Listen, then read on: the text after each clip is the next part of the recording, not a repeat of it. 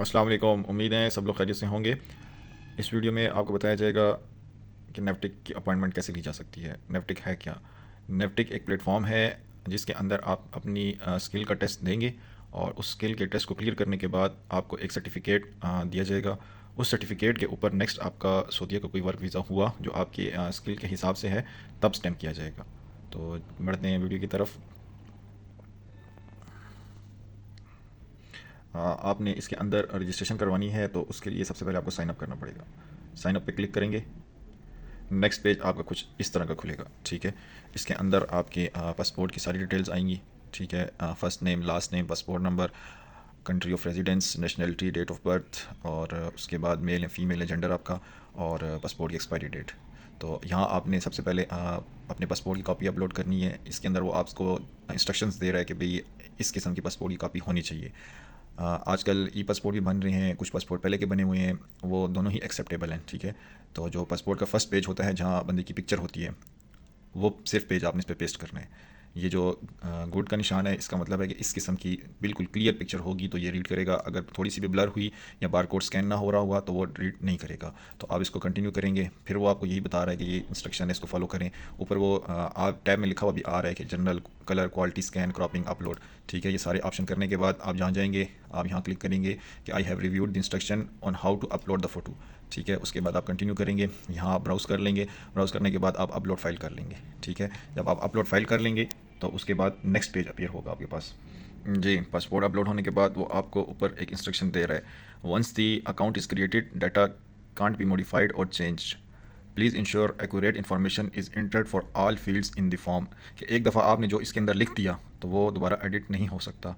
Some how अगर कोई मतलब सिस्टमेटिकली प्रॉब्लम आ जाए तो वो फिर आगे जाके इसमें एक हेल्प का ऑप्शन है, वहाँ थ्रू मेल के इनके ज़रिए इनसे चैट करके आप उसको चेंज करवा सकते हैं।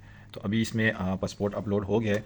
पासपोर्ट अपलोड करने के बाद इसमें अभी तो खैर आजकल नहीं सिस्टम चल रहा, पहले लेकिन ये ऑटो रीड करता था। तो यहाँ आपका फ़र्स्ट नेम आ जाएगा।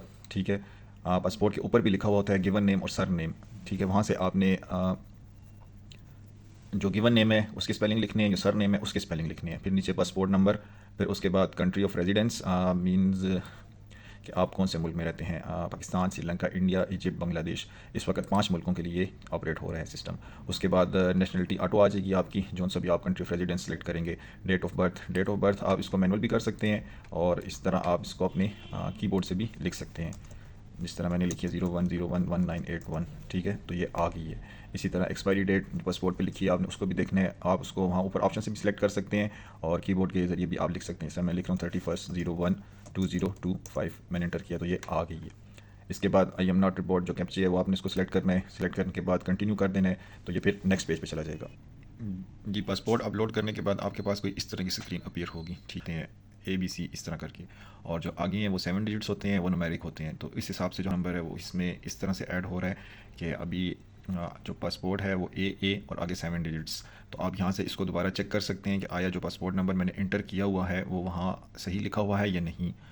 और उसके आगे पासपोर्ट की एक्सपायरी डेट वो भी आप अपने पासपोर्ट से चेक कर सकते हैं, रिकन्फर्म कर सकते हैं। इसी तरह फिर नीचे फर्स्ट गिवन नेम में चेक कर लें कि नेम की स्पेलिंग ठीक है। लास्ट नेम सॉरी जो सर नेम है वो लास्ट नेम वो भी आप चेक कर सकते हैं कि कंफर्म है या नहीं। इसके बाद डेट ऑफ बर्थ, फिर नीचे कंट्री, नेशनलिटी और जेंडर। जहाँ लिखा हुआ है passport pic will be shown here, यहाँ पे आपका जो पासपोर्ट इसमें अटैच होगा, अपलोड होगा, यहाँ उसकी पिक्चर आएगी।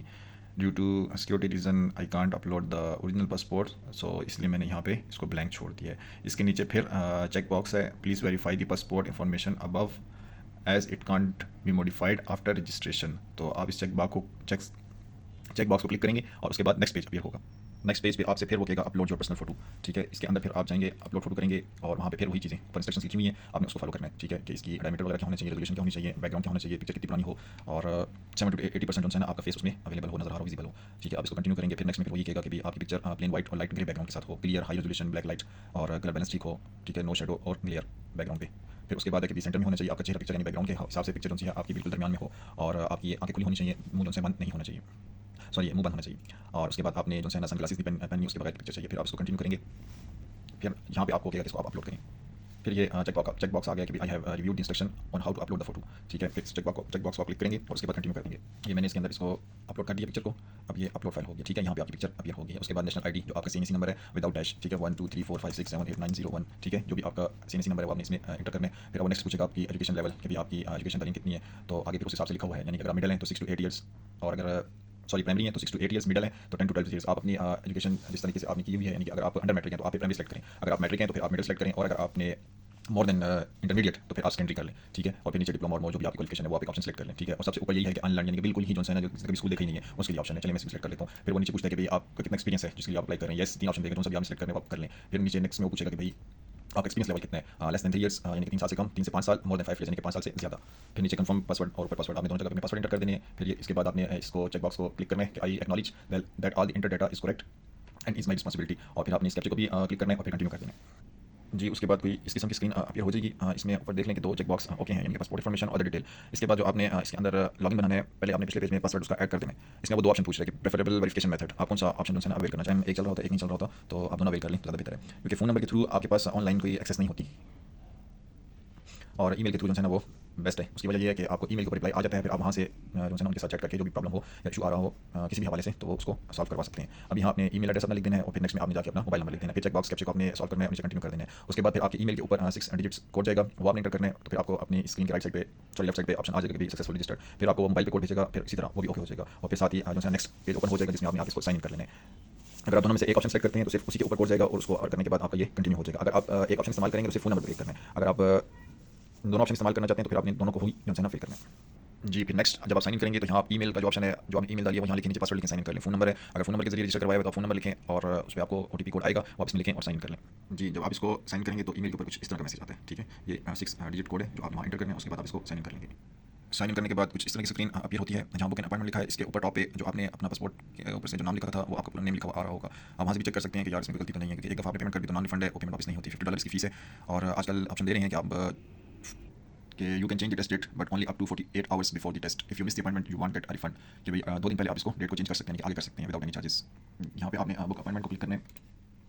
इसके बाद चूज़ ऑक्यूपेशन, यहाँ आपका जो सा वीज़ा है, मिसाल के तौर पे प्लम्बर, ठीक है। इसमें अब 2 प्लम्बर हैं, एक ऑटो प्लम्बर है, एक जनरल प्लम्बर है। जो ऑटो प्लम्बर है वो गाड़ियों के हवाले से है, मैं उसकी भी आपको तफसील बताता हूँ। अभी हम प्लम्बर कर लेते हैं। इसके नीचे इधर कोड लिखा हुआ आ रहा है, ये कोड जो सा है हर बंदे को तो पता नहीं है, लेकिन जो लोग इस फील्ड से वाबस्ते हैं उनको इस चीज़ का बखूबी इल्म है। उसके बाद आपने ये कोड देख लेना है कि जो आपको ई नंबर के दौरान ये कोड अपीयर हो रहा है, ये कोड और वो कोड सेम है या नहीं। और अगर आप खुद अपॉइंटमेंट लेना चाहते हैं तो उसके लिए आसान सोल्यूशन ये है कि आप इस कोड को नहीं देखने, आपने अरबिक के वर्ड्स को देखना है, ठीक है। और अगर आपका वीज़ा इंग्लिश में ट्रांसलेट हुआ आपको मिले तो आपने उस वर्डिंग को भी देख लेना है, गूगल की ट्रांसलेशन पर नहीं जाना। अब मिसाल के तौर पर ये प्लम्बर है, अरबी में इसको सबाक बोलते हैं। अब मैं आपको इसका दूसरा अल्टरनेट ऑप्शन भी बताता हूँ। यहाँ टॉप पे बुक एंड अपॉइंटमेंट के ऊपर नाम के साथ अरबिया यानी कि लैंग्वेज का ऑप्शन है, आप इसको क्लिक करेंगे, ठीक है। तो ये अब अरबिक में ओपन हो गया। अब आप यहाँ देख लें कि ये सबाक लिखा हुआ है, इसका मतलब है कि ये एक्यूरेट है। अब वापस इंग्लिश में आ गए। अब यहाँ पे जो सा है आप सिटी जो अवेलेबल है वो आपको ऑप्शन आ रहे होंगे, मिसाल के तौर पर इस्लामाबाद, वाह, रावलपिंडी, कराची, पेशावर। जो सी सिटी में आप टेस्ट देना चाहते हैं आप देख सकते हैं। इसमें थोड़ी मेहनत करनी पड़ती है कि मिसाल के तौर पे आपको अर्जेंट है, आप कहते हैं मैं वेट नहीं कर सकता हूँ, तो फिर आप तमाम ही शायद चेक कर लें कि जहाँ आपके लिए जाना भी ईजी हो और टेस्ट भी जल्दी हो जाए। और अगर सबकी ही डेट्स मिल रही हैं तो फिर जो आपका नियरेस्ट है आप वहाँ पर टेस्ट दे सकते हैं। अभी मिसाल के तौर पर इस्लामाबाद कर लेते हैं इसको, ठीक है। उसके बाद आपने नेक्स्ट कर लेने।